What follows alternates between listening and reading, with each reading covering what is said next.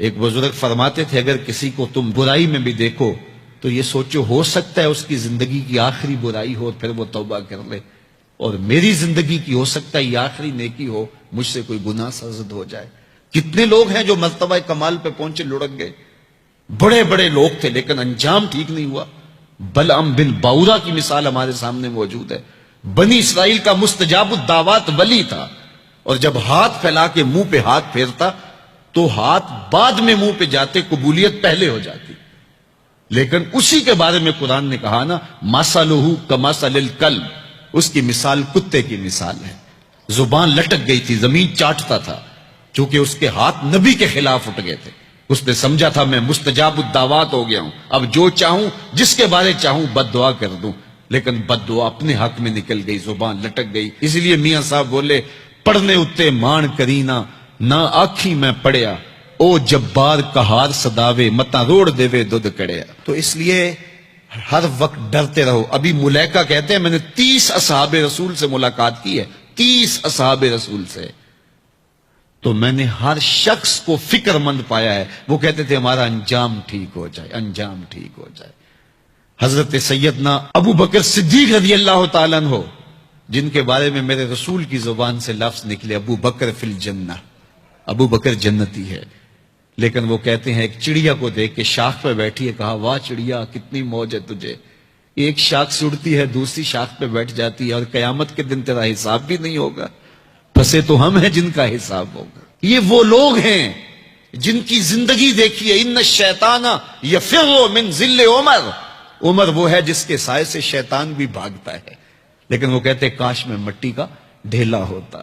اللہ اکبر۔ حضرت عمر کہتے ہیں کہ اگر برابر سرابر بھی چھٹ گئے تو غنیمت جانیں گے، اگر برابر بھی چھٹ گئے تو پھر بھی غنیمت جانیں گے۔ یہ وہ لوگ ہیں جن کی زندگیاں تقوی سے عبارت تھی، اور اللہ کی خشیت جن کے سینوں کا نور تھا اور باطن کا سرور تھا۔ ہمارے بہت سارے معاملے اور بہت ساری خرابیوں کی جڑ یہ ہے کہ ہم نے اس دنیا کو اوڑھنا بچھونا بنا لیا۔ ایسے اس دنیا میں ہم زندگی گزار رہے ہیں جس طرح ہم نے اس دنیا سے کبھی جانا ہی نہ ہو۔ اس لیے دنیا کی بے رغبتی، دنیا کی بے رغبتی کا مطلب یہ نہیں ہے کہ ترک دنیا کیا جائے۔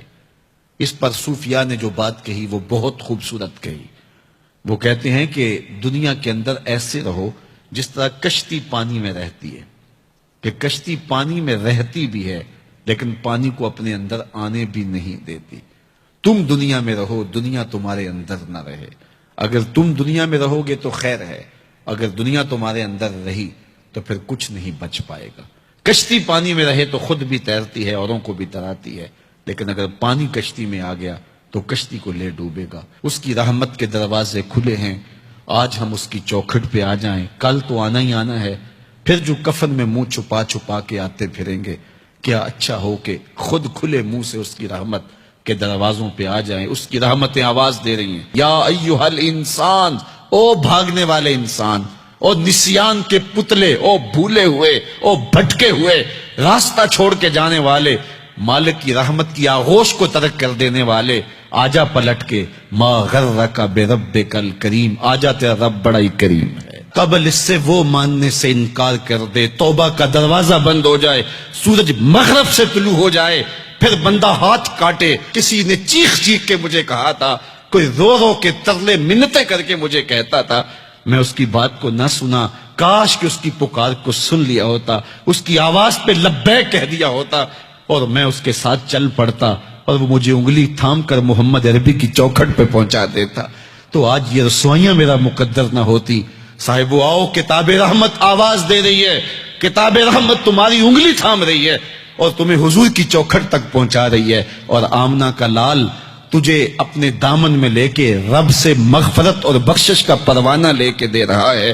مجرم ہو تو منہ اشکوں سے دھوتے چلے آؤ، آؤ در تواب پہ روتے چلے آؤ، قرآن میں مذکور ہے بخشش کا طریقہ، سرکار کی دہلیز سے ہوتے چلے آؤ۔ اور تھوڑی سی زندگی باقی ہے، بہت زندگی کاٹ چکی، آوارگی میں کاٹ دی، اور گناہوں میں کاٹ دی، منمانیوں میں کاٹ دی، خواہشات نفس میں کاٹ دی۔ آئیے ابھی سے اپنے اندر کو تبدیل کر لیجئے، اپنے احوال کی تبدیلی کا عزم مصمم کر لیجئے۔